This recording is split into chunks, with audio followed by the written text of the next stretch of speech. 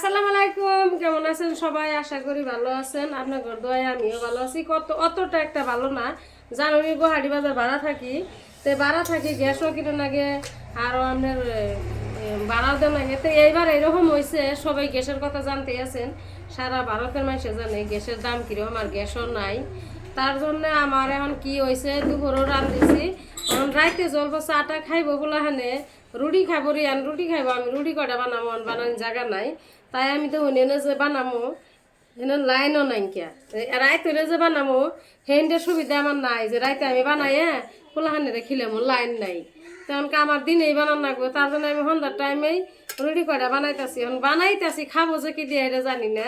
তাই আজকে দেখেন আমি কিন্তু রুটিগুলো কিন্তু সুন্দর করে বানাইতেছি, যে দেখুন কি সুন্দর করে বলছে। হ্যাঁ, তো এইভাবে রুটিগুলো বানাইতেছি আমি। আমার আর উপায় নাই, এখন কি করবো কইন। থাকি তো বিদেশে, কপাল হয়েছে দুঃখের। তার মধ্যে এইরকম দুঃখ যদি লয়, আমরা গরিব মানুষ 1,000 টাকার গ্যাসটা এখন যদি আমরা 2,000 টাকা কিনে খাইতেছি না, তা আমরা কি করবো? কপাল দুঃখ দিন, খড়িও নাই, মানুষের যাই চাই নিয়ে আসছি। আমার আশা করি ভিডিওটা ভালো লাগবো।